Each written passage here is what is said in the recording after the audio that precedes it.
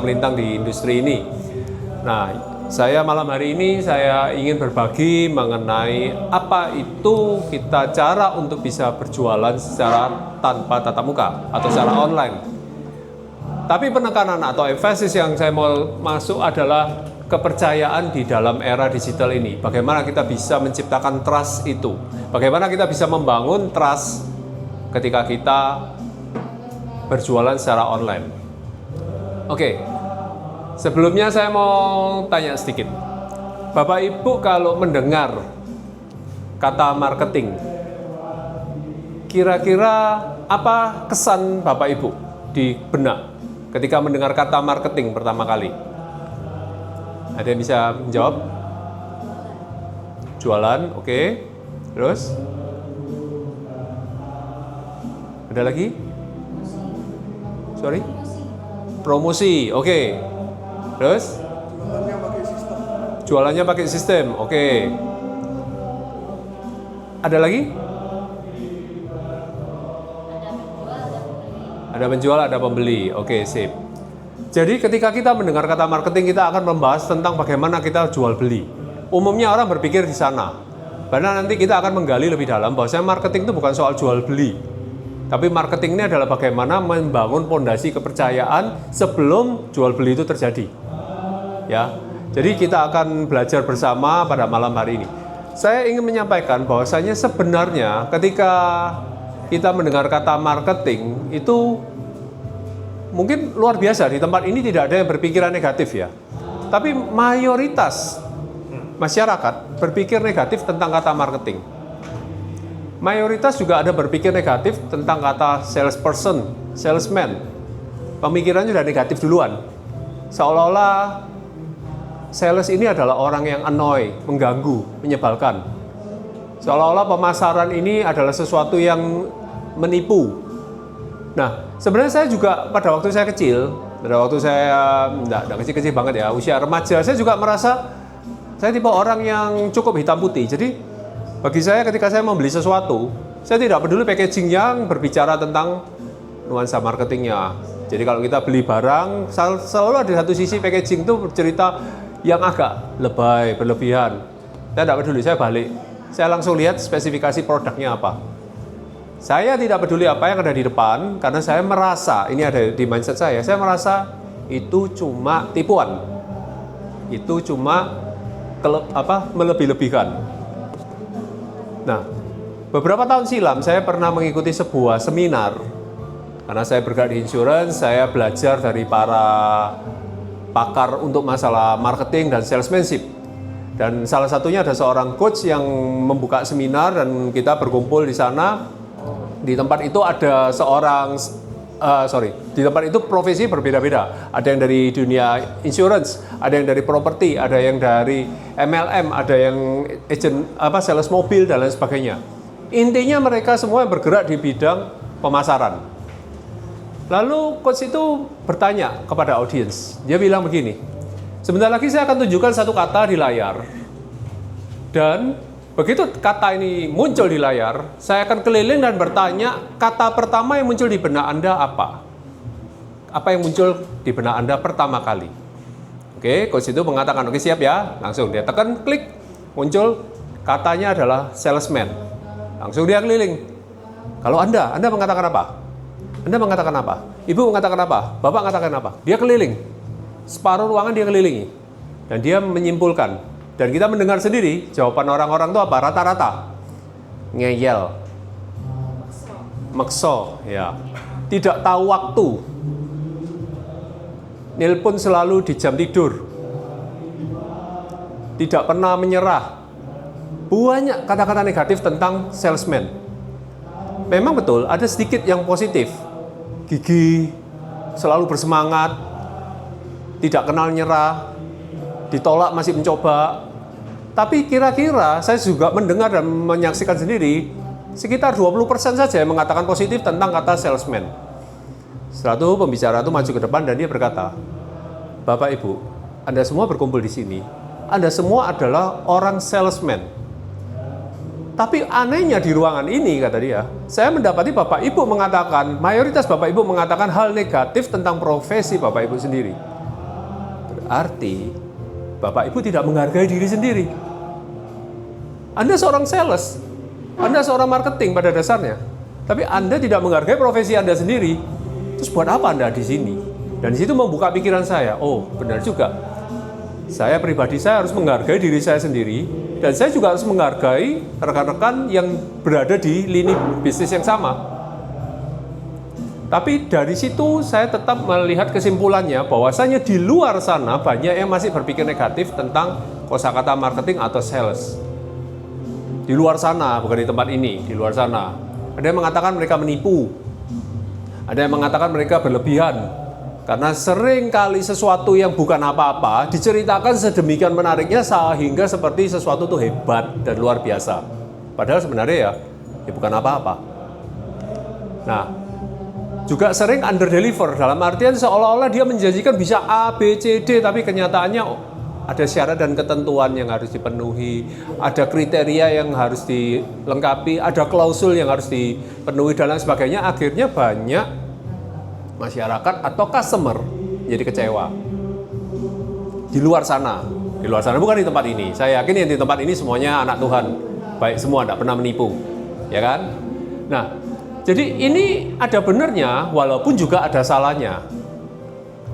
Ada benernya karena memang banyak sih yang membungkus cara kita menjelaskan suatu produk sampai produk itu kehilangan value atau pesan utamanya, sehingga orang yang melihatnya salah mengerti.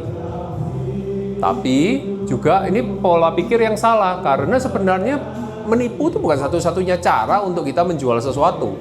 Banyak cara yang benar. Dan malam hari ini kita mau belajar, karena kita dari Catholic Business Community, kita mau belajar cara yang benar seperti apa. Oke, saya punya 3 video. 3 video saya kasih latar belakang sedikit. Sebentar Pak. Jadi orang ini seorang afiliator. Dia sering menguji barang sebagaimana iklan yang muncul di marketplace. Jadi saya suka orang ini. Dia menguji apa adanya, iklannya bicara apa, dia uji seperti iklannya. Nah, mari kita lihat satu persatu videonya. Bisa Pak, di-play? Yang kiri dulu. Suaranya mana?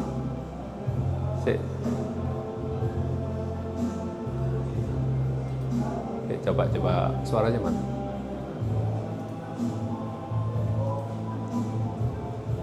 Tadi sudah muncul kan?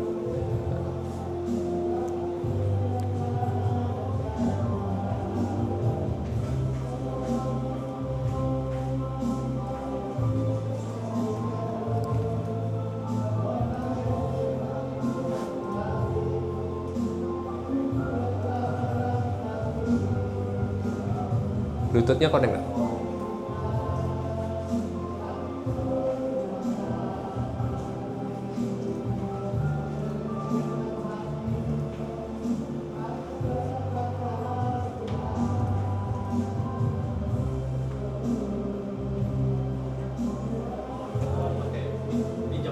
Oh iya, oke. Silakan. Diulangi ya, Pak.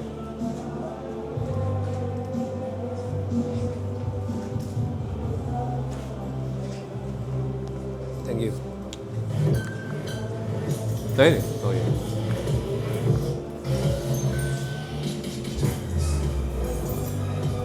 What the? I need it. I'll make this now. Oh, a mattress protector that's fully waterproof. All right. Let's now test spoiled wine.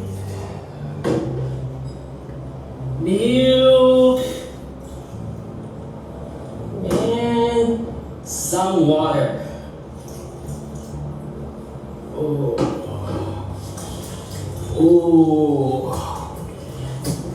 what a mess.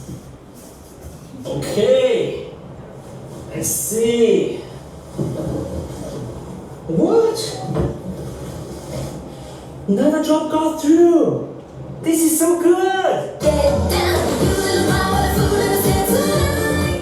I even tossed it in the washing machine, still came out waterproof. And since it's cotton, you feel super comfy. Guys, this is gold.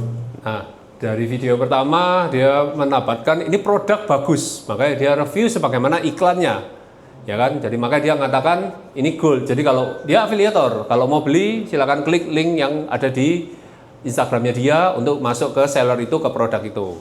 Oke, sekarang mari kita lihat video yang kedua.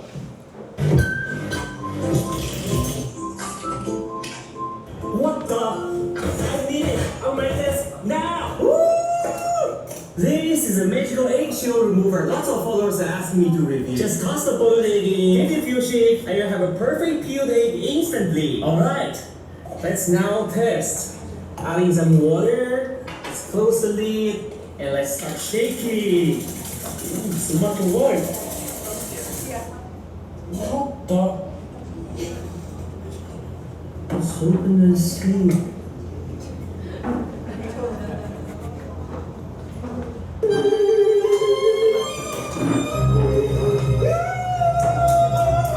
Korban iklan. If you shake gently, Di you'll depan, get boleh? unpeeled broken eggs like this. If you shake a little bit harder, you'll get a whole gross mess. This is trash. Do not buy it. Nah, this is trash, jangan beli ini karena gagal total, tidak sesuai iklannya. Sekarang kita lihat yang ketiga. What the? I need it on my desk now. Woo!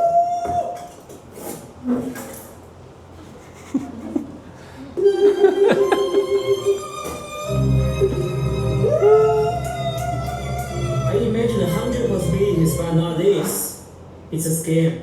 It's Do a not buy scam. it. Ini adalah scammer. Nah, jadi suka duka kita dalam dunia online, boleh lampu dinyalakan? Ya, oke. Suka duka kita dalam dunia online itu memang seperti ini. Banyak produk yang nggak jelas seperti yang tengah, banyak juga yang scammer seperti yang paling kanan. Jadi kadang-kala kita harus berhati-hati ketika kita hendak membeli sesuatu secara online karena ya ini yang sering terjadi. Ini fakta di lapangan.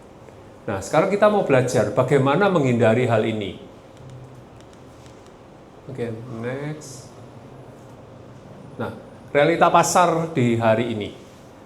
Kita tahu bahwasanya di dunia saat ini pilihan produk tuh banyak. Jadi kalau kita bicara pasta gigi, ada berbagai merek.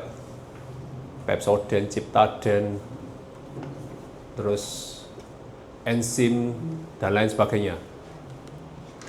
Dan ketika produk itu sedemikian banyak variasinya, banyak penjual kepancing untuk perang harga. Banyak penjual kepancing untuk perang harga karena memang habit dari masyarakat suka membandingkan harga dan akhirnya tidak loyal.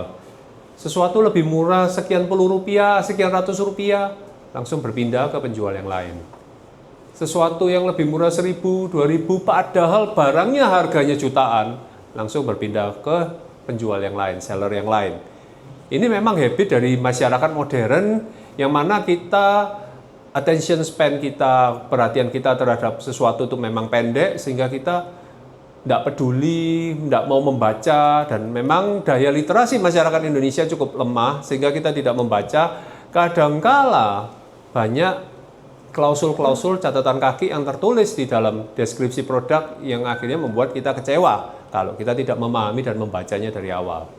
Nah, itu yang terjadi. Tapi yang menariknya, sekalipun ini banyak pilihan produk dan banyak perang harga, tetap ada situasi tertentu di mana orang akan loyal pada merek-merek atau brand tertentu. Saya mau tanya kepada teman saya, Henry. Kamu kalau pakai pasta gigi merek apa? Pepsodent. Oke. Kamu, hah? Bukan. Istrinya bilang bukan. Kalian bertengkar. Jangan ada pertengkaran di sini. Oke, enggak apa-apa. Pasta gigi Pepsodent. Kalau beli roti, merek apa? Sari Roti. Oke. Kalau semir sepatu? Enggak pakai. Oke. Enggak pernah disemir sepatunya. Oke. Nah, ketika kita mencoba melihat di kepala kita, apa sih yang nomor satu, top of mind kita apa? Terhadap suatu brand, seringkali brandnya yang muncul ya itu-itu aja. Kadang-kala itu sampai puluhan tahun ya itu-itu aja. Kalau tadi kepikirannya Pepsodent, ya sampai kapanpun berpikirnya ya Pepsodent. Padahal ada merek lain, Close Up dan lain sebagainya muncul. Tapi tetap orang berpikir kalau sudah top of mind-nya di sana, ya di sana terus. Nah, apa yang menyebabkan seseorang bisa memiliki top of mind terhadap suatu brand tertentu? Itu yang akan kita cari tahu di malam hari ini. Karena berarti itu bukan soal harga. Ada sesuatu yang lebih dalam di sana. Nah, saya mencoba mencari review survei dari Edelman Trust Barometer. 81% customer itu harus percaya pada brand terlebih dahulu sebelum dia membeli. Jadi, ketika muncul suatu brand baru, suatu produk baru yang ada di lini industri yang baru, orang akan mempelajari, membaca terlebih dahulu, lama dibaca, diikuti sebelum dia menggunakan produk itu atau menggunakan jasa tersebut. Sebagai contoh, saya mau cerita. Akhir-akhir ini di sosial media saya, di Instagram saya, itu sering muncul iklan orang yang melakukan jasa cleaning pipa air. Dia bilang, rumah kamu sudah puluhan tahun, tidak pernah dibersihkan pipanya. Nah, coba dia tunjukkan rumah yang pipanya dibersihkan, diinjek pakai tekanan tinggi sama dia, keluar lumpurnya semua. Saya lihat, sampai sekarang memang saya belum gunakan jasa dia, tapi saya mempertimbangkan karena saya lihat iklan itu muncul di sosmed saya, di feed saya, dan langsung berbicara secara personal pada saya. Membuat saya langsung kepikiran, iya ya, rumah saya ini sudah bangunan lama, 40 tahun. Jadi saya bayangin, berarti tidak pernah dibersihin selama ini. Gimana pipanya ini? Wajar membuat saya langsung berpikir. Nah, jadi ketika kita melihat brandnya itu, saya mau mereview dulu sebelum saya gunakan jasanya itu. Pricewaterhouse Consultant itu mengatakan 73 customer itu yakin experience dan trust lebih penting daripada harga. Itu kenapa kadang-kala kalau kita mau ambil contoh yang agak ekstrim, merek McD. Sekalipun saat ini atau beberapa bulan atau mungkin 1 tahun terakhir ini digoyang oleh isu masalah sionisme dan lain sebagainya. Tapi sampai sekarang merek McD masih eksis. Banyak orang masih beli, banyak orang masih menikmati. Kenapa? Karena memang experience dan trust-nya sudah dikenal. Kalau saya melihat logo kuning melengkung huruf M itu, langsung saya tahu di malam hari saya begadang, saya bisa pesan Gojek ataupun saya datang karena mereka buka 24 jam, saya datang ke counternya, saya beli, saya bisa mendapatkan burger ataupun ayam dengan kualitas dan cita rasa yang bisa mereka pertahankan kualitinya. Trust-nya orang pada brand itu sudah kuat. Jadi tidak peduli digoyang oleh isu apapun, masih ada trust-nya di sana. Nielsen Global Trust in Advertising itu mengatakan bahwasanya 92% orang trust pada referensi dari orang lain. Bapak Ibu pernah membeli sesuatu atas saran dari teman? Pernah enggak? Ibu pernah? Beli apa? Ibu Lina? Nah, beli apa Bu? Kira-kira?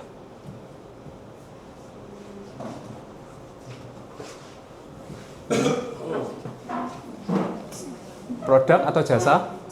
Jasa. Apa Bu? Penjahit, oke. Direferensikan dari teman. Dan memang memuaskan seperti referensi itu? Memuaskan. Kalau misalnya teman itu tidak bercerita tentang penjahit ini, apakah Ibu akan mencari penjahit yang lain? Ya pasti. Pasti ya, karena memang kebutuhan. Jadi itu saya mau tahu, Ibu bertanya dulu ke teman atau teman tiba-tiba cerita? Bertanya dulu ke teman. Tanya dulu. Jadi, kira-kira penjahit yang bagus di mana ya? Yang bisa bikinin untuk baju Ibu sendiri berarti ya. Nah, saya mau butuh baju seperti ini. Langsung teman akan bercerita, oh si penjahit X, ini yang paling cocok. Kira-kira seperti itu kan? Ya, oke, terima kasih Bu. Jadi itu umum terjadi. Ketika kita mendengarkan referensi dari teman, trust-nya teman di-copy ke dalam trust-nya kita. Awalnya tentu kita tidak kenal. Ibu dari awal tidak kenal langsung sama penjahit Atikana. Tapi ketika teman sudah trust, yakin banget sama kualitas, di-copy trust-nya ke kita. Terjadilah transaksi. Nah, ini adalah konsep awal bagaimana kita bisa berbisnis tanpa bertemu. Oke, mungkin orang sering berpikir bahwasanya berjualan itu kadang ketarik sama permasalahan yang seperti zaman dulu. Ketika kita mau membeli dari sesuatu atau menggunakan jasa sesuatu, kita belum pernah bertemu. Kenapa? Pertanyaannya di sana. Padahal kita tidak kenal sama dia.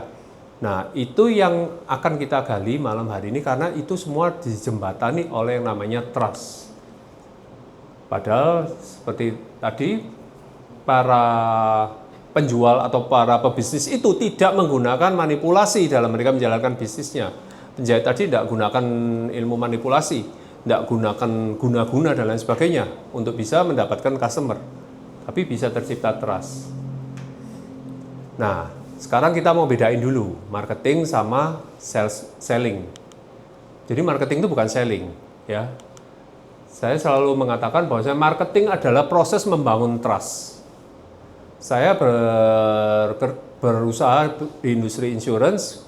Bendera perusahaan yang saya pakai, bendera perusahaan saya adalah Manulife. Saya selalu bercerita kepada orang bahwasanya Manulife ini adalah perusahaan salah satu raksasa keuangan di dunia. 138 tahun berdiri di dunia, 41 tahun berdiri di Indonesia. Dan kita reputasinya tidak aneh-aneh, tidak macam-macam. Kita cuma punya satu reputasi yang kita jaga, yaitu tidak pernah gagal bayar. Yang lain boleh punya reputasi perusahaan asuransi paling besar, perusahaan asuransi paling banyak asetnya dan lain sebagainya, agennya paling banyak, penjualan paling tinggi. We don't care. Kita pertahankan satu reputasi kita, tidak pernah gagal bayar. Pesan itu yang selalu saya sampaikan ketika saya bercerita dengan orang. Selalu saya selalu saya ulangi pesan itu terus-menerus kepada siapapun. Untuk apa? Membangun trust orang pada perusahaan yang saya wakili. Proses ini adalah proses marketing.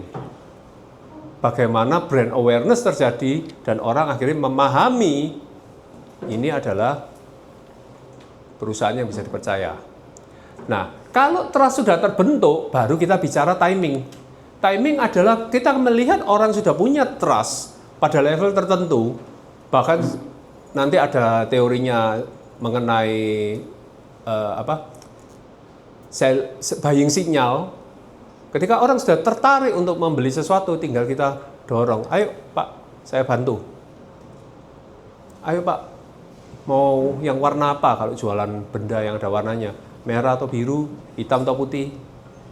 Mau ditransaksi menggunakan apa? Kartu kredit atau ditransfer? Seperti itu. Jadi langsung kita proses untuk closing dalam penjualan. Jadi dua hal ini, trust dan timing, ini adalah kombinasi yang harus selalu terjadi.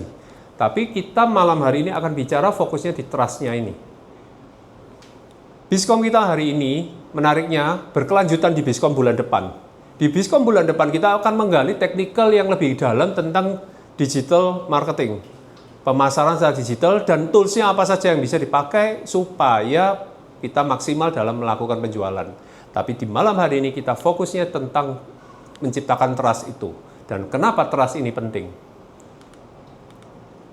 Oke. Menariknya, Tuhan memiliki pesan dalam dunia marketing.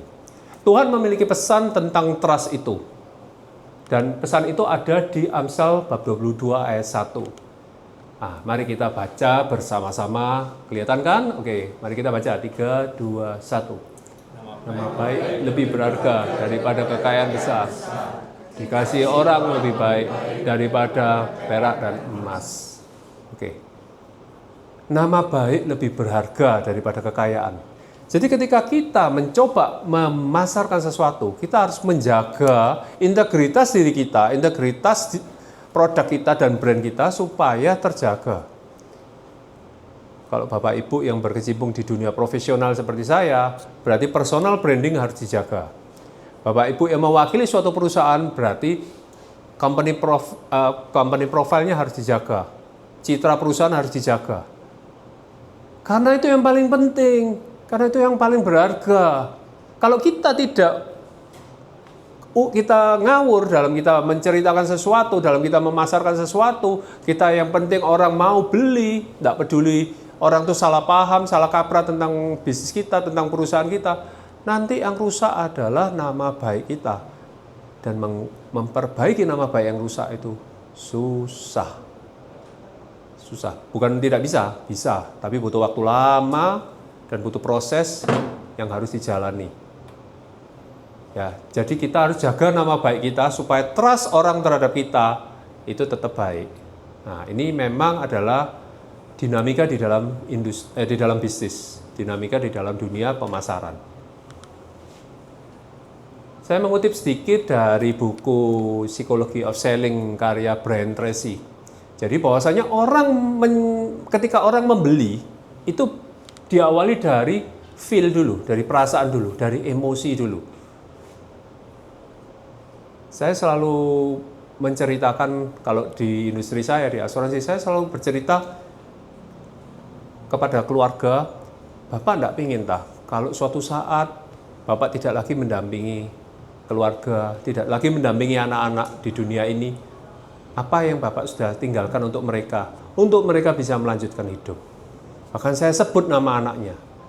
Misalnya nama anaknya Angel, saya sebut, apa yang sudah Bapak siapkan untuk Angel? Ketika dia harus menjalani kehidupannya tanpa Bapak mendampingi lagi. Jadi saya menyentuh perasaan dia, supaya feel-nya dapat dulu.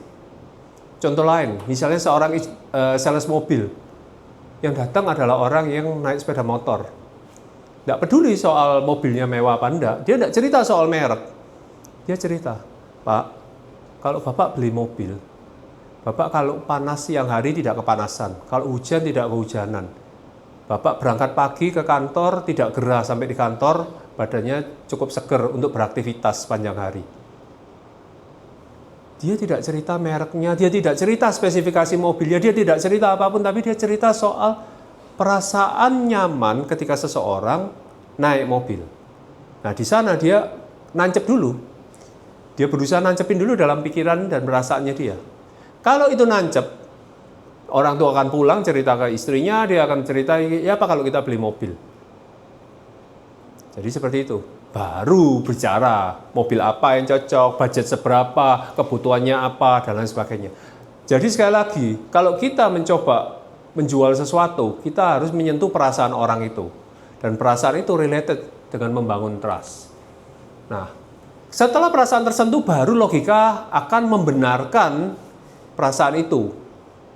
Saya lanjutkan simulasi tadi. Bapak itu setelah mendengar penjelasan dari sales mobil, dia pulang ke rumah, dia cerita sama istrinya. Istri bilang, loh tapi mahal loh mobil itu. Kita ada dana segitu. Tapi dia cerita, dia cari pembenaran. Loh Bu, enggak apa-apa. Aku kan bisa nganter ibu ke sini ke sana. Ibu pergi juga pakai baju bagus. Enggak kepanasan, enggak kehujanan, enggak repot. Nah, dia akan mencari pembenaran-pembenaran logik supaya dia bisa meyakinkan orang untuk mendukung keputusan dia. Jadi ketika orang sudah kena emosinya, keputusan untuk membeli itu sudah muncul di sana. Nah, marketing itu adalah membangun rasa percaya itu. Nah, jadi kita bukan menyampaikan produk, kita tidak jualan barangnya, tapi langsung kita membangun rasa percaya itu dulu. Jadi kalimat yang sering muncul kadang feel-nya kok nggak dapet ya. Kalau kita melihat suatu iklan, kadang-kadang iklannya bagus, feel-nya kok nggak dapet ya. Nah, itu berarti trust kita nggak nyantol ke sana. Dua kemungkinan. Satu, memang trust kita nggak masuk sama dia. Dua, kebetulan ternyata kita bukan target marketnya dari iklan tersebut. Makanya feel-nya nggak dapat. Tapi kalau target marketnya membaca atau melihat iklan itu pasti langsung masuk feel-nya. Tapi kalau feel-nya tidak dapat, itu kesimpulannya ya no trust. No trust ya no buy. Itu. Intinya di sana. Jadi bagaimana kita menciptakan trust. Nah, saya akan masuk pada teori mengenai trust dan expectation alignment. Saya bandingin mobil Toyota dan mobil Bugatti. Apa yang muncul di benak Bapak Ibu kalau kita berpikir soal mobil Toyota? Apa? Gimana? Mobil keluarga, oke. Terus? CADL apa sih? Mobil sejuta umat. Resale value-nya bagus, oke. Keamanan dapat dipercaya. Maksudnya mobilnya ini bisa diandalkan gitu ya, oke. Terus? Awet, oke. Jadi itu kenapa di Indonesia Toyota ini salah satu brand yang cukup laris. Saya tidak bicara tipenya, tapi brandnya cukup laris karena alasan-alasan itu. Nah, bagaimana dengan Bugatti, mobil mewah dari Eropa? Kira-kira kalau kita bicara Bugatti, apa yang muncul di benak Bapak Ibu? Mahal, mewah, terus biaya perawatan mahal, pajaknya mahal, terus apa lagi? Nggak bisa dipakai di jalanan, hancur. Jalanan kita gerunjal, hancur mobilnya. Kena macet, hancur, radiatornya meledak. Betul ya? Karena dia panas mesinnya. Kalau Toyota, itu minum bensin. Kalau Bugatti, mandi bensin. Ya kan? CC-nya besar sekali. Jadi bukan minum lagi, dia mandi. Nah, tapi apakah Bugatti tidak punya pasar? Ada tentunya. Untuk level tertentu, Bugatti ini ada pasarnya. Jadi mobil high yang sangat high ya Bugatti. Nah, kita akan berpikir, kita coba analisa. Apa yang dimiliki oleh Toyota tapi tidak dimiliki oleh Bugatti? Apa?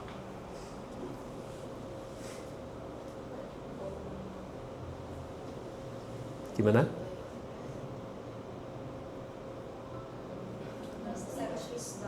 Servis gampang.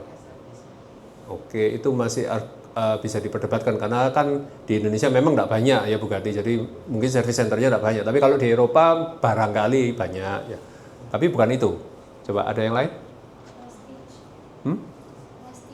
Prestige. Loh, enggak, yang dimiliki oleh Toyota tapi tidak dimiliki Bugatti. Bukan Prestige. Ya Prestige kalau saya bilang sih jujur aja Bugatti lebih Prestige sih ketimbang Toyota. Harga jual kembali. Oke, tapi ada satu spare part, belum tentu kayak tadi kalau servis bisa jadi banyak kalau di negara asalnya. Ini yang tidak dimiliki oleh Bugatti. Bugatti tidak punya mobil yang kursinya lebih dari 2. Oke? Rata-rata Bugatti mobilnya kursinya cuma 1 atau 2. Untuk bawa keluarga nggak bisa Bugatti. Makanya kalau orang mencari mobil keluarga, tidak akan lari ke kiri, larinya ke kanan. Wajar ya? Masuk akal kan? Nah itu. Jadi kembali lagi, apa sih itu trust expectation alignment? Adalah ketika kita menciptakan suatu branding atau suatu pesan tentang suatu produk, itu harus sesuai dengan ekspektasi customer. Kita tidak bisa bercerita sesuatu yang over promise. Sebagai contoh, Toyota, kalau kita lihat di speedometernya itu ada sampai 200 km per jam. Bahkan di beberapa tipe Toyota ada yang lebih dari 200 km per jam. Tapi pernah enggak melihat iklannya Toyota, dia ngebut sampai 200 atau lebih? Pernah enggak? Enggak pernah kan? Padahal itu spesifikasi dari produk. Karena dia tahu, dia enggak mau over promise di sana. Bahaya. Kalau ada apa-apa, buyar namanya. Nah itu, Toyota tahu, sekalipun dia punya fitur sampai di sana, tapi dia tidak mengiklankan fitur itu. Karena itu untuk mencegah overpromise. Kalau overpromise dan ternyata ada masalah, buyar langsung namanya. Nah yang benar bagaimana? Yang benar harus sesuai pada zona yang sehat.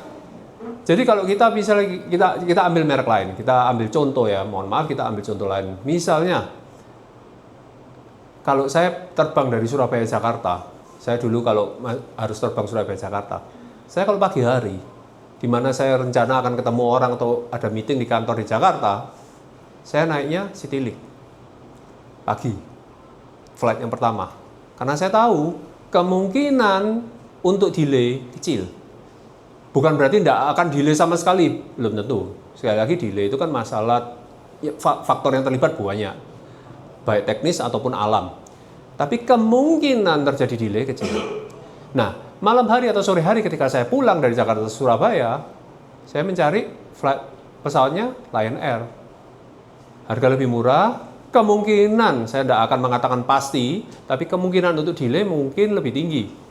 Tapi karena itu sudah malam hari, sudah, saya tidak ada janji lagi lanjutannya, ya sudah. Saya relax saja, nothing tulus. Nah, jadi seperti itu. Ketika saya membeli tiket Citylink, saya punya ekspektasi, ojo delay, jangan delay. Ketika saya membeli Lion Air, ya sudah saya harus siap mental. Iya, kemungkinan ada delay, tidak apa-apa lah. Wis. Gitu. Kalau tidak ada delay, puji Tuhan. Ada delay ya wis, memang begitu. Jadi seperti itu. Ekspektasi kita harus setara sama brand yang dibawa. Nah, yang jangan sampai terjadi itu under position. Barangnya bagus, tapi mereka tidak menceritakan secara baik. Saya berani bilang yang under position ini salah satu contohnya ini adalah serinya Ford, mobil-mobil Ford. Fitur dari mobil Ford itu bagus. Fiturnya bagus semua. Sebelum ada teknologi AI yang maju seperti sekarang, Ford sudah punya fitur untuk bisa tekan tombol langsung mobilnya parkir sendiri, tidak perlu dipegang setir, tidak perlu diinjak gasnya lagi, mobilnya nyari parkir sendiri. Ford sudah punya fitur itu mungkin ada 10 tahun, 15 tahun yang lalu. Nah, fitur itu dijual di mobil Ford dengan harga pada waktu itu harga mobilnya di 200 sampai 300 jutaan. Kita pernah analisa, kalau fitur ini dipasang di merek Toyota, mobil yang 200-300 juta Toyota akan melambung ke harga 500 bisa lebih. Kenapa? Karena fitur itu fitur mahal. Untuk bisa alih teknologi, Toyota harus membeli dan memasangnya dengan harga mahal. Tapi Ford jualnya, mohon maaf, kemurahan. Itu kenapa akhirnya dalam pemasaran, Ford akhirnya mengalami kerugian. Sekarang kan pabrikannya di Amerika tutup, General Motor. Itu yang terjadi ketika orang under position. Dia tidak bisa menjelaskan fitur yang bagus, dia tidak berani pasang harga yang bagus, tidak tahu kenapa, dia takut persaingannya kalah, dia minder, akhirnya itu. Mungkin ada banyak faktor lain yang menyebabkan mereka memasang harga, mematok harga yang di bawah. Tapi ini salah satu, yang saya lihat, ini saya analisa, ini salah satunya. Nah, jadi jangan sampai kita over promise atau kita under position. Kita harus deliver trust kita pada level yang tepat sesuai dengan kemampuan dari bisnis atau produk ataupun jasa kita. Nah, jangan berharap trust level premium kalau ternyata brand positioning kita biasa-biasa saja. Ini yang harus diingat. Lalu kita akan masuk 3 elemen utama dalam pemasaran atau marketing. Yang pertama adalah pesan, message. Apa yang mau kita sampaikan pada publik, pada dunia? Apa yang mau kita sampaikan? Pesannya apa? Yang kedua, market. Kepada siapa kita akan berbicara? Target marketnya seperti apa?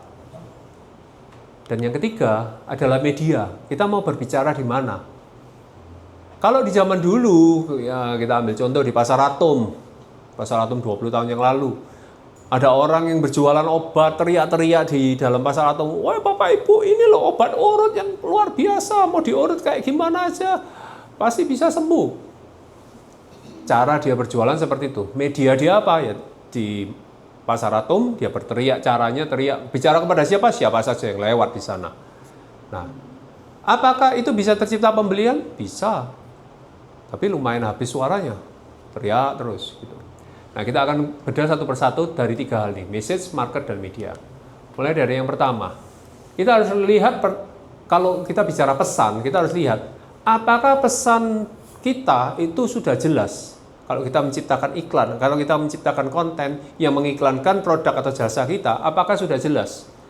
Kalau pesannya kayak gini, paham nggak sih ini mau ngomong apa? Nggak paham kan? Bahasa Perancis ya enggak. Gitu. Nah, pesan kita harus jelas dan pesan kita harus jujur. Kalau tadi di 3 video yang awal ada 2 yang berbohong. Pesan yang jujur itu menyebabkan kita bisa diterima oleh masyarakat. Dan terakhir, apakah pesan ini relevan? Relevan kepada siapa? Nah, ini sebenarnya related sama yang poin kedua, kepada market. Jadi relevan enggak sama orang yang akan mendengar pesan ini? Kita akan men-setting, nanti di bulan depan kita akan belajar bagaimana men-setting supaya pesan kita ini bisa direct kepada target market yang tepat. Tapi sebelum kita men-setting bagaimana membuat target market yang tepat, kita harus siapkan dulu pesannya itu harus jelas, jujur, dan relevan.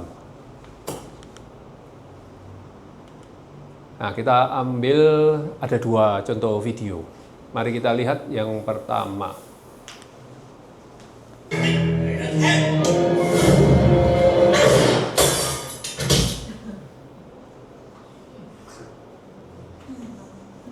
Hatari หน้ากว้าง18 นิ้วใหญ่กว่าแรงกว่า Hatari Kira-kira menurut Bapak Ibu pesannya apa? Anginnya kencang. Terus? Ada lagi? Jangkauannya juga jauh. Terus? Ada lagi? Thailand memang sumbernya iklan-iklan aneh. Pesannya jelas enggak? Kira-kira? Kalau dia bisnisnya jualan kipas angin, pesannya jelas enggak? Jelas ya? To the point dia. Walaupun dikemas dengan cara lebay, tapi to the point. Kipas angin kita ini karena dia bilang ini 18 inch, anginnya kenceng, kuat, dan lain sebagainya. Itu pesannya. Jadi, pesan yang to the point itu orang langsung paham, walaupun bisa jadi iklannya lebay. Sekarang kita lihat video yang kedua. Billy, use the cleaner. Touchdown. Yeah, it only works with Doritos. Why only Doritos? You ask too many questions, Billy.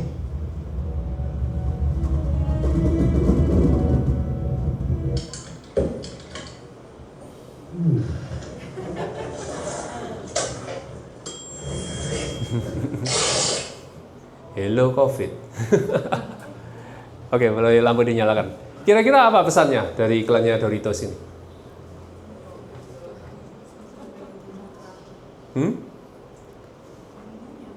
Apa? Belum punya. Belum punya. Oh, saking enaknya gitu ya. Oke. Ada yang setuju enggak bahwasanya itu memberikan kesan bahwasanya Doritos itu enak sekali? Walaupun jorok. Nah, itu. Lebih kuat mana? Kesan ini enak dibanding kesan ini jorok. Lebih kuat pesan apa? Jorok ya? Iya toh? Memang, ini adalah salah satu iklan yang bahkan di negara asalnya sendiri di-ban, tidak boleh ditayangkan. Jadi aneh dong, ngapain dia bikin iklan kayak gini? Susah-susah bikin iklan, akhirnya di-ban. Karena apa? Pesannya itu justru tidak jelas, malah misleading. Orang melihat ini, gila nih. Banyak hal-hal yang negatif ketimbang hal positif. Tapi merek ini kuat. Maksudnya ini secara pemasaran tetap kenceng lah Doritos ini. Salah satu produk yang dikenal di seluruh dunia. Ya kan? Nah, brandnya mungkin kuat, tapi kalau bikin iklan kayak gini, terus bikin iklan kayak gini, lama-lama brandnya pasti rusak. Kita berharap mereka tidak lanjutkan bikin iklan yang aneh-aneh kayak gini. Sekali lagi, pesan itu harus jelas, tidak boleh ngawur. Kalau pesannya nggak jelas seperti ini, masih lebih baik kan iklannya Hatari tadi itu. Pesannya to the point, intinya kipas angin kuning kenceng, wes itu aja. Nah, jadi seperti itu, kalau kita menciptakan suatu materi iklan untuk menawarkan produk atau jasa kita, boleh dikemas dengan cara unik, tapi harus jelas. Coba lagi tonton iklan itu, dan rasakan kira-kira ini akan bercerita tentang apa. Apakah benar sih ini cerita sesuai dengan yang aku mau? Kalau misleading, nah berarti kita harus analisa, kita harus revisi iklan itu. Oke, 5 pesan yang dapat membangun trust di zaman sekarang. Yang pertama adalah konsistensi. Pesan itu harus hadir terus-menerus. Makanya saya kalau di bisnis saya selalu menyampaikan pesan yang sama, yaitu seperti tadi saya katakan, perusahaan saya punya reputasi tidak pernah gagal bayar. Banyak yang komplain, oh nggak mungkin Stan, di luar sana tuh loh banyak yang ribut, di sosial media, di media massa, di koran, banyak yang dituntut, sampai rame di DPR dan lain sebagainya. Saya tanya balik, oke. Dengar enggak di antara yang dibahas di sana ada merek perusahaan saya apa enggak? Mereka lihat, iya enggak pernah. Ya oke, jadi pesan saya jujur, konsisten. Konsisten dan jujur. Nah, transparan. Kita harus menyampaikan pesan ini secara jelas. Di CBC ada teman kita yang bisnisnya membuat salib, piala, patena, biasanya dipakai untuk suplai ke gereja-gereja, ke paroki-paroki. Shibori, Monstran, dan lain sebagainya. Karena mereka pengrajin emas dan perak yang sudah puluhan tahun jalan. Bahkan ownernya sampai usia 80 masih ngerjakan, masih turun tangan, memantau proses pembuatannya dan lain sebagainya. Ketika dia tanya, gimana caranya aku bisa membuat pesan konten untuk bisnis saya?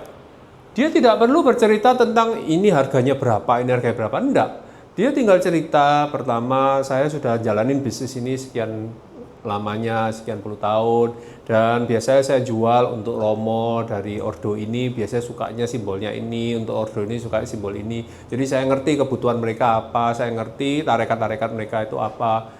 Nah, terus produk-produk saya, ini saya bikin seperti ini. Dia tunjukin proses pembuatannya, dia tunjukin proses pengrajinnya bekerja. Proses demi proses kan. Ada yang mengatakan, loh ini kan berarti rahasia dapurnya dibuka. Rahasia dapur kalau hanya dari sekilas itu aja tidak bisa tercopy dengan cepat. Tapi dengan orang melihat kejujuran, oh ya memang ini proses dia membuatnya kayak gini. Dia pengrajin yang sangat berbakat dan hasilnya dia tunjukin, dia jejer barang-barang hasilnya, contoh-contoh barang hasilnya. Orang trust pada mereknya dia. Jadi teman kita dari CBC ini adalah owner dari Francis Xavier yang ada di Pandaan. Dan dia membuat orang tuanya yang jalanin bisnis itu dia lanjutin dengan dia membranding secara online. Transparan dalam pembuatan prosesnya itu akan membuat orang percaya. Contoh lain, saya pernah lihat iklan di Instagram orang yang bikin 3D printing. Orang bikin 3D printing, jadi dia bikin mainan. Ya, dia bikin, oh ya ini 3D-nya di komputer dia tunjukin, oke ini jalan. Nah ini berapa jam ya? Udah ditinggal. Time lapse dicepatin sama dia videonya. Atau ditinggal, begitu sudah jadi, nah kayak gini. Suatu ketika saya lihat sendiri, gagal. Meleset, jadi nozzle-nya meleset sehingga hasilnya hancur. Tapi gagal, jalan sampai berjam-jam kemudian dia bangun pagi ya hancur. Akhirnya apa? Dia tetap bikin kontennya, dia lanjutin. Ya teman-teman kita lihat ini hancur, jadi mari kita analisa apa yang saya salah. Nah dia buka nozzle, oh saya belum bersihin ininya. Dia cerita, kegagalannya dia ceritakan. Menurut saya itu pesan yang jujur. Orang langsung melihat, bukan soal kegagalannya yang dilihat orang.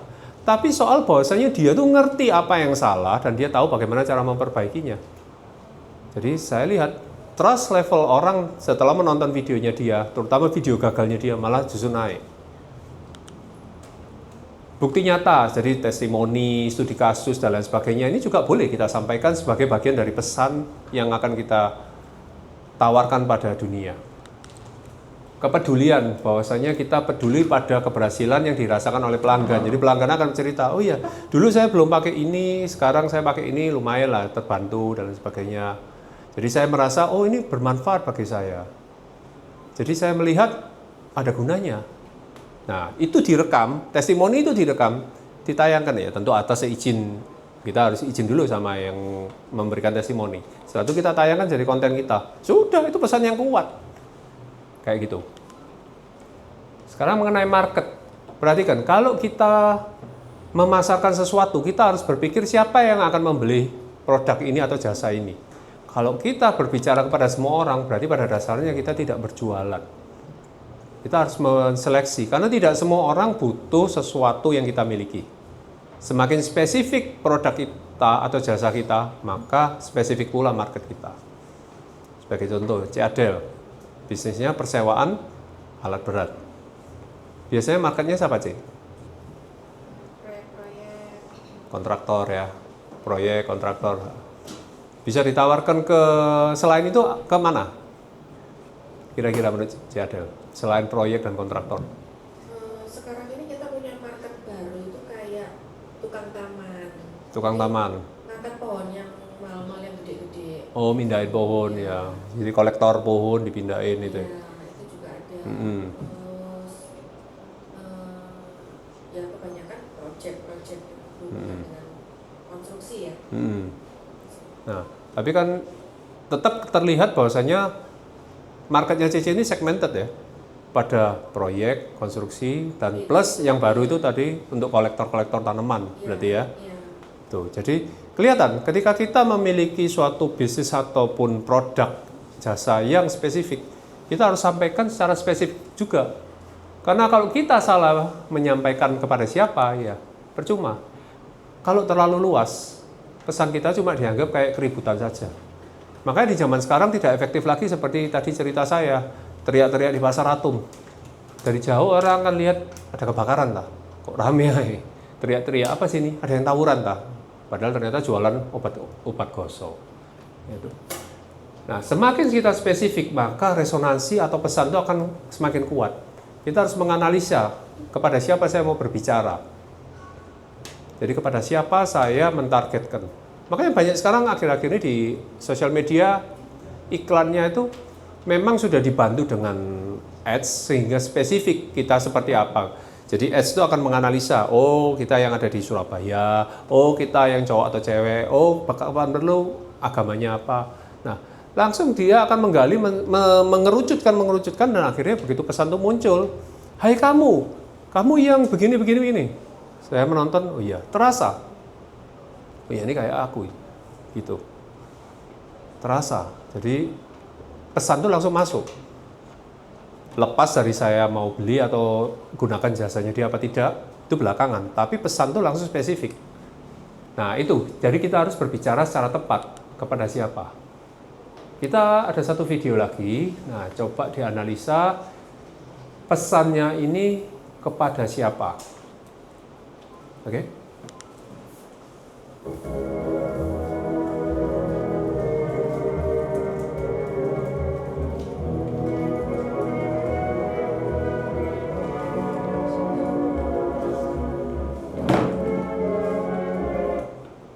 Nah, oke.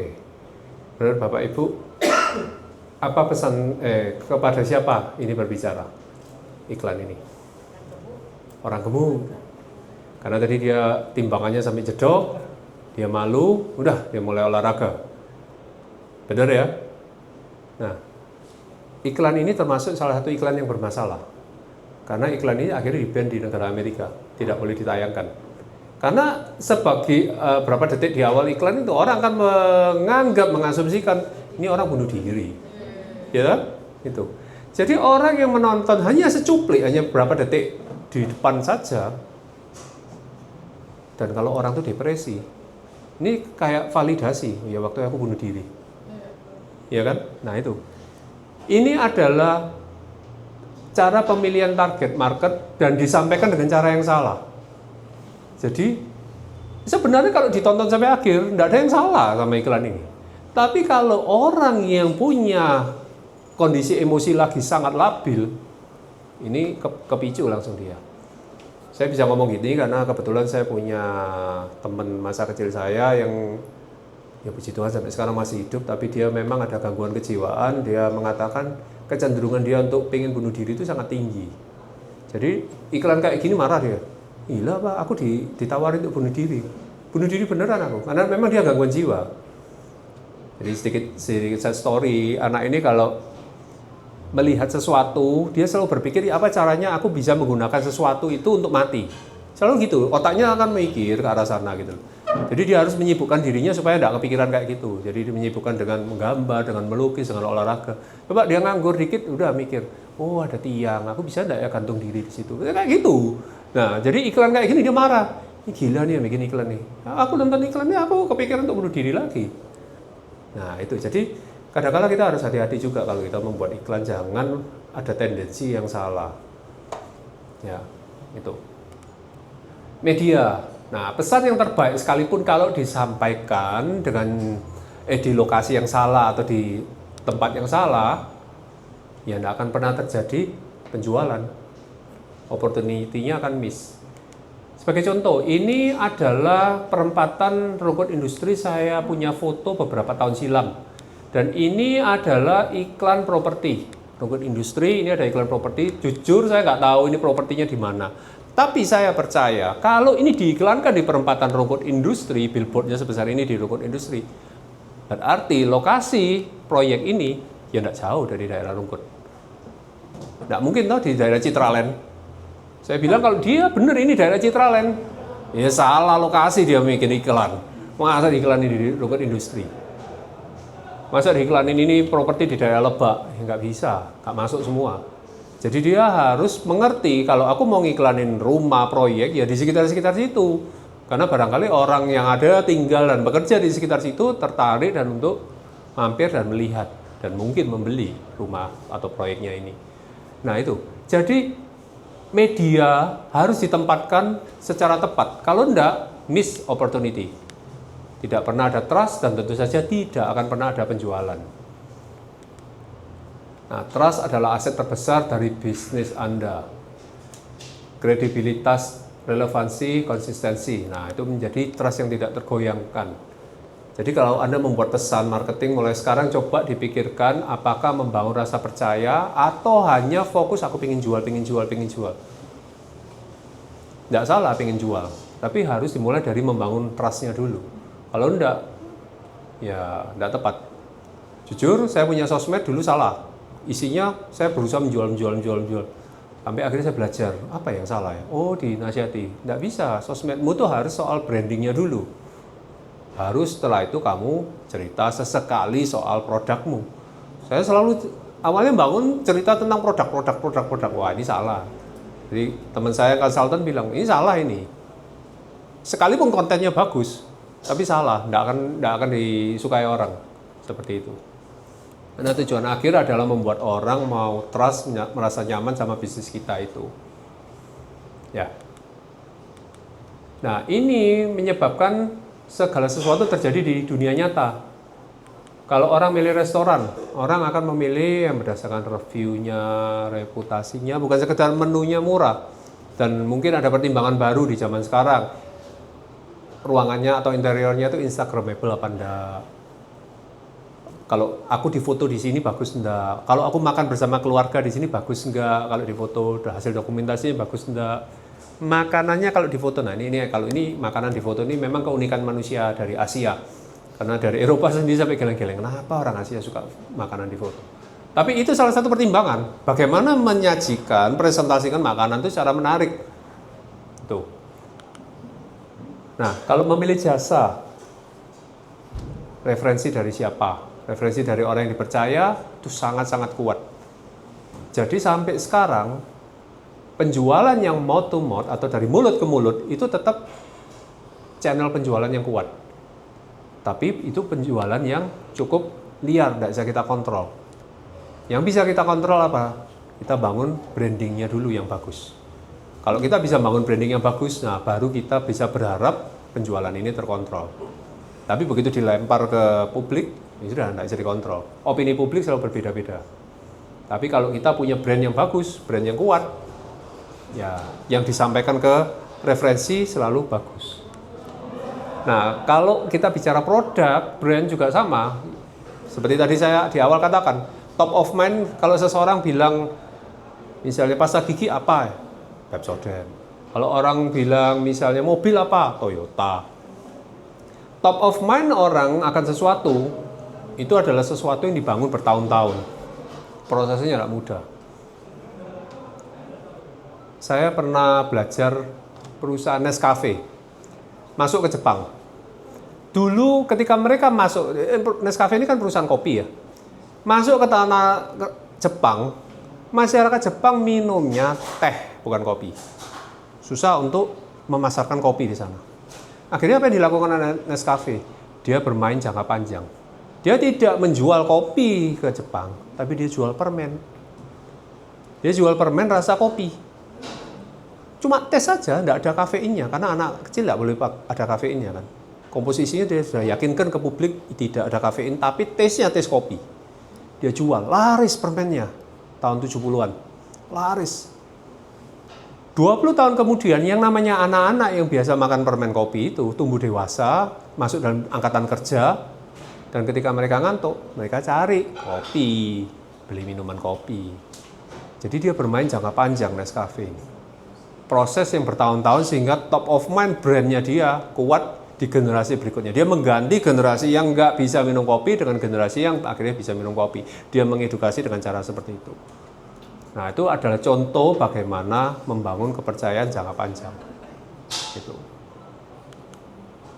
Nah, Sekali lagi, ini adalah 5 hal yang harus kita coba renungkan kalau kita biasa bikin konten, kita biasa bikin iklan di dalam bisnis atau pekerjaan kita. Apakah message yang kita siapkan sudah seperti ini? Ya, jadi ini yang harus menjadi dasar dari persiapan kita. Nah, saya tertarik sebenarnya untuk mendengarkan barangkali dari Romo Jelantik. Romo saya tahu, Romo kan katakanlah bisnisnya Romo di rumah sakit ya. Gitu. Tapi apa Romo mungkin ada opini atau masukan untuk kita yang mau belajar di dunia online nih Romo? Boleh Romo? Boleh maju.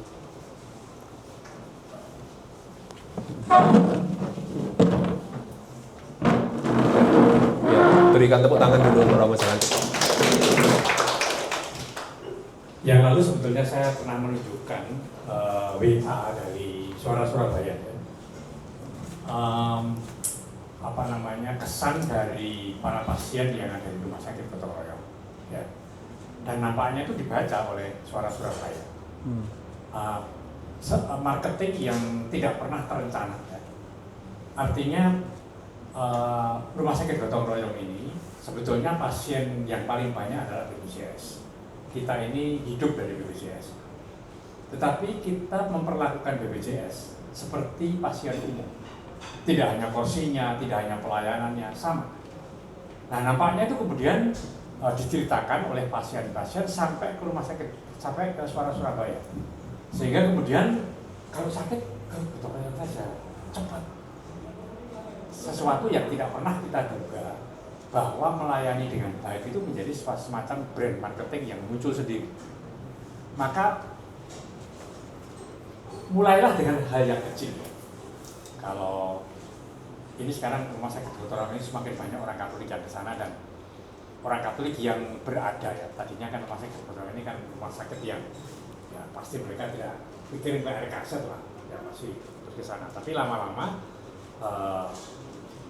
banyak yang mengirim ke Gotong Royong dan kemudian juga saya ada di sana dan perminyakan selalu dengan cepat ya. Dan itu nampaknya diceritakan. Jadi baru WA itu promonya sudah datang gitu. Dan memang saya tinggal di situ. Kan tinggal berapa menit sudah di situ dan ini menjadi semacam ya rumah sakit Gotong Royong tidak pernah menyebut sebagai rumah sakit Katolik, tidak pernah. Salib pun tidak ada di sana. Dan karena memang ini pendirinya sendiri tidak mau pakai bendera. Ya. Dan kalau mau ditanya berapa pegawainya yang Katolik, tidak ada 20. Semuanya itu hubungan. Mulai dari bisa coba ke sana. Mulai dari yang di depan itu semua sudah pakai jilbab. Tetapi sebetulnya itu justru strategi yang sangat menguntungkan. Karena apa? Karena mereka tidak melihat ini rumah sakit dengan dengan bendera tertentu, tapi terbuka untuk semua orang. Dan itu sebetulnya yang menjadi sesuatu yang menguntungkan menurut saya. Oleh karena itu ya mereka tidak pernah melihat. Mereka tahu di situ ada Romo, mereka tahu di situ ada KPR, tapi mereka juga tahu bahwa rumah sakit ini milik keuskupan. Tapi rumah sakit tidak pernah menjadi menjadi tempat di mana kita menyatakan secara jelas identitas kita. Dan sebetulnya dalam masyarakat yang pluralitas seperti sekarang ini memang adalah suatu blunder yang harus kita pikirkan kalau kita terlalu menonjolkan identitas. Ya. Karena orang terpolarisasi ya istilahnya.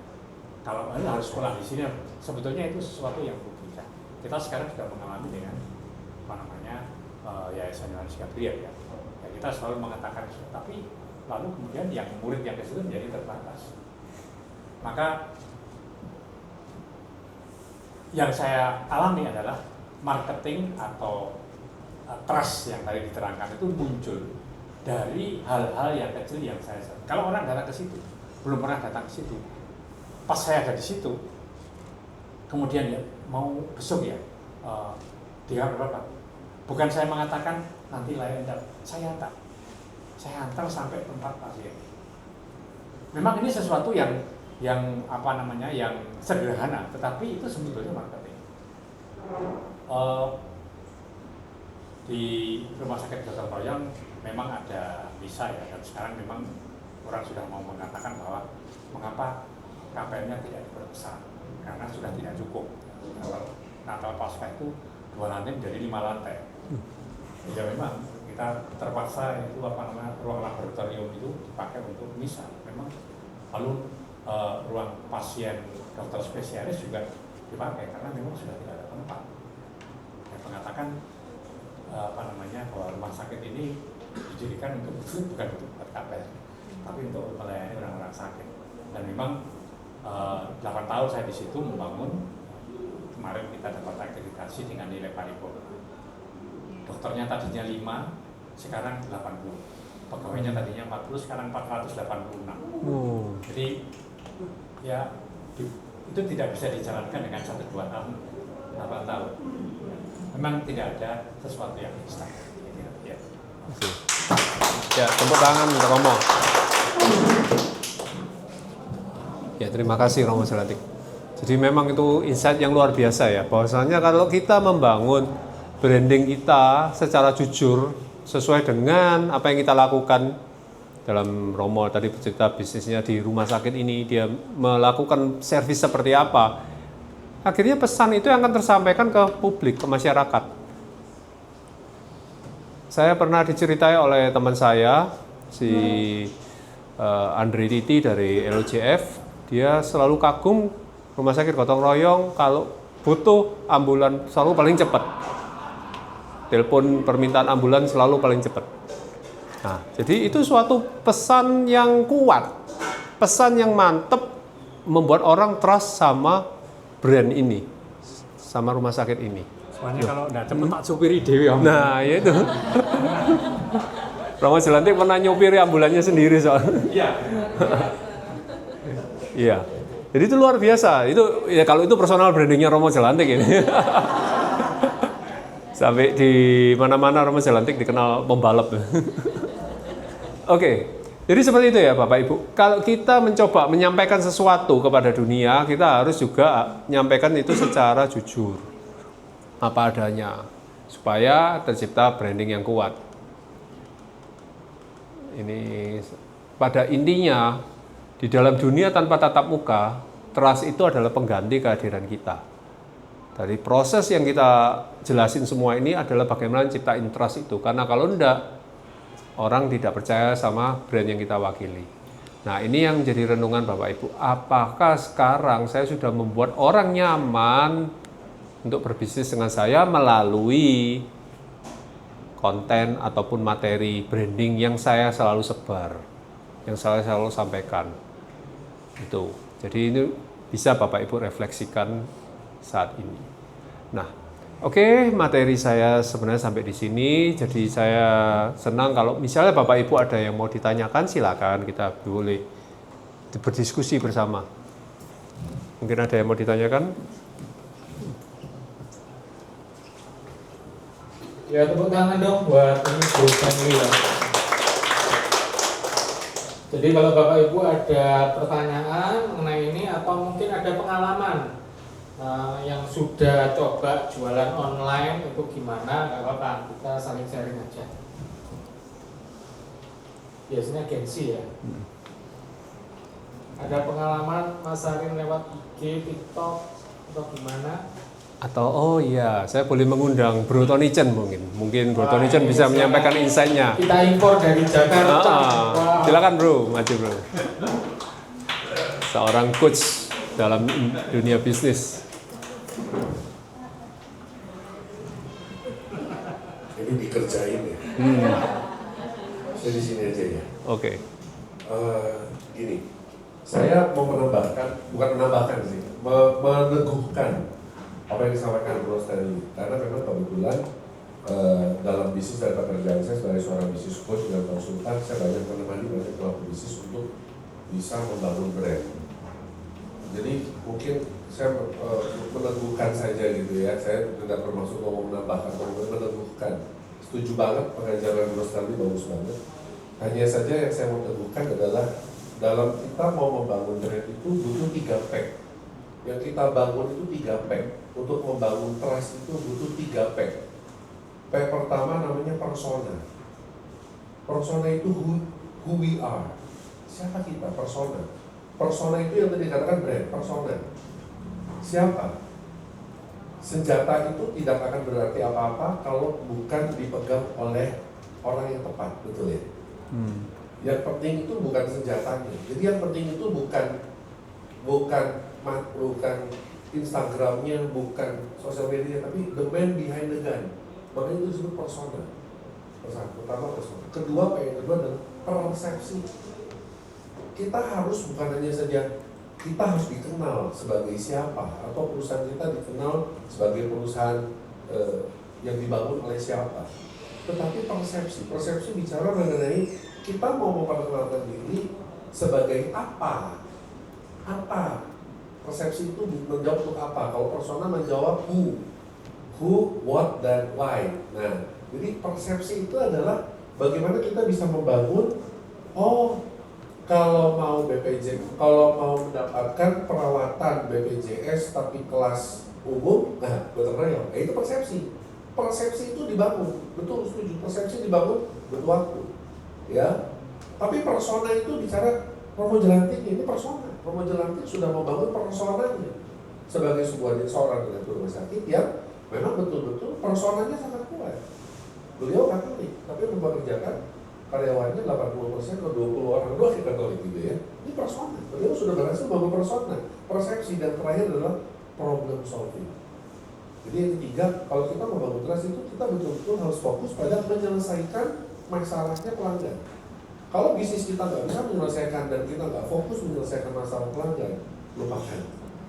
Hari-hari ini kita perlu melakukan apa masalah yang mau sudah kita selesaikan dengan produk dan jasa. Mungkin itu dari saya. Nah, sebagai penutup, boleh saya kasih puisi? Oh, boleh. Tolong direkam ya. Ini puisi judulnya Menjual.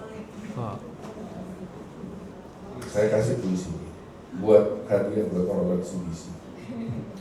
Puisi berjudul Menjual, karangan Coach Tony Chen. Itu bukan, itu puisi bukan itu. Kalau pantun cakap, kalau puisi nggak bisa. Oke, saya mulai ya. Puisi Menjual by Coach Tony Chen. Menjual itu sebuah seni, bukan sekedar bicara sana sini.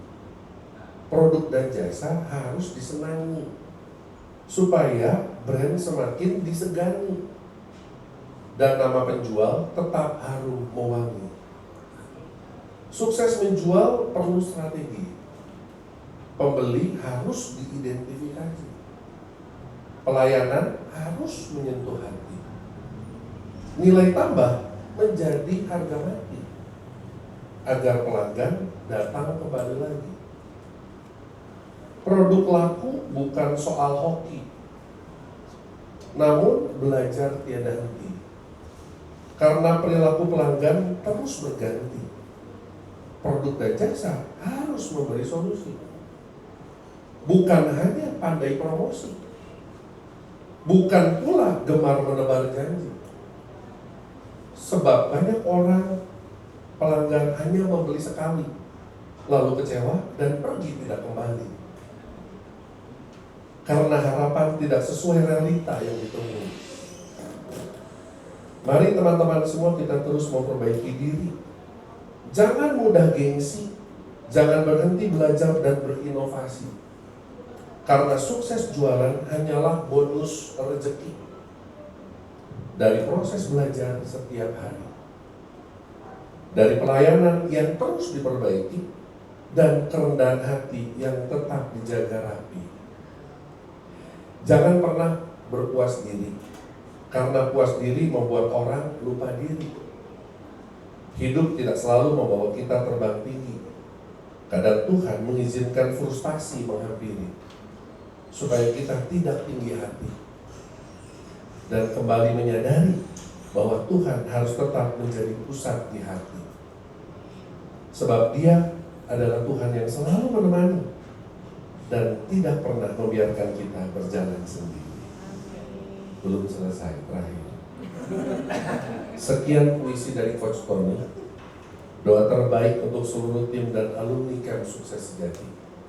Kiranya sukses, hikmat, dan berkat menyertai langkah demi langkah sampai nanti kita kembali menjadi pribadi yang berdampak dan menginspirasi. Wih, Sekian ya. luar biasa. Thank you. Memang Bro Tony ini coach yang luar biasa. Ya, sekali lagi Bapak Ibu masih ada waktu sedikit. Mungkin ada yang mau bertanya, nggak apa-apa?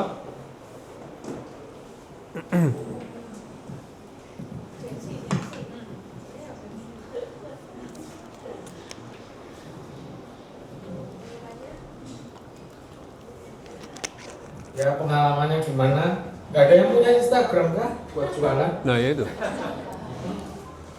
Pak Robi, Personal branding Pak Robi ada Instagram? ada. Jarang posting. Wah, ya, jarang posting. Oke. Mungkin yang di depan ini lagi scrolling. Oh, sorry. Oh, nyari Instagramnya Tony Chen ini.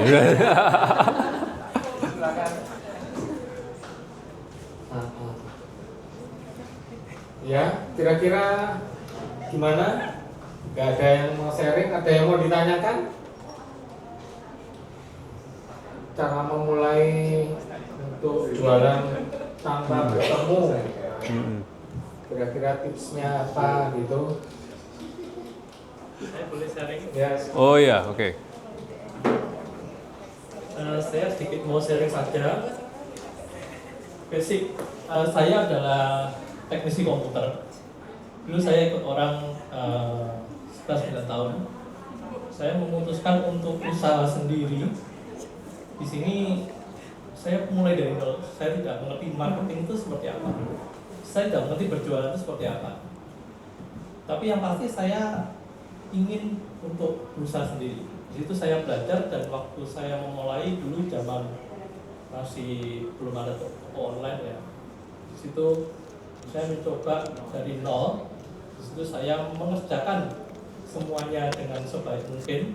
Saya buka toko komputer, mulai dari customer, saya cari customer di toko di perumahan, saya layani. Terus kemudian keluar namanya Google Business.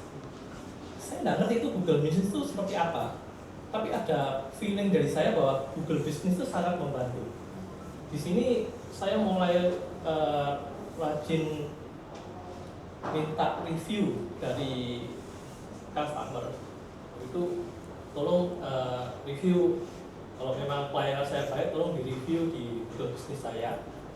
Waktu itu masih belum banyak yang menggunakan Google Business, tapi saya ada feeling bahwa Google Business ini bisa kita manfaatkan menjadi solusi kalau kita melakukan sesuatu yang baik dan akan di-review. Dari situ saya mulai bertahun-tahun, kemudian saya rasakan setelah kurang lebih 2-3 tahun, saya tinggal di rumput, toko saya ada di rumput, jadi bukan di kawasan mungkin di THR. Dulu THR yang paling rame ya, tapi saya buka di toko di luar THR.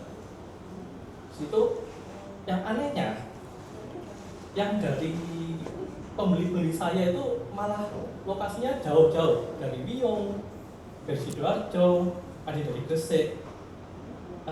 Apa yang menjadi, saya tanya, tahunya dari mana? Oh, saya lihat dari Google Business. Google Business-nya ratingnya bagus, terus ada orang foto, kita masukkan Google Business. Itu saya lihat bahwa oh ternyata apa yang saya mulai dari dulu itu ternyata membuahkan hasil, bahwa dari kepercayaan, membangun satu kepercayaan, saya bisa minta review, dan review itu ternyata berguna untuk orang-orang yang, dan sampai dengan saat ini kalau lihat review saya, sekalian promo Prology Komputer, itu review-reviewnya membuat orang-orang yang lokasinya jauh. Yang saya ceritakan jelas seperti Pak Stani tadi sampaikan, bahwa kita perlu membangun satu kepercayaan, dan kemudian kita sampaikan ke customer atau ke calon customer, dan itu akan berdampak di kita. Itu saja yang mau saya bagikan. Terima kasih.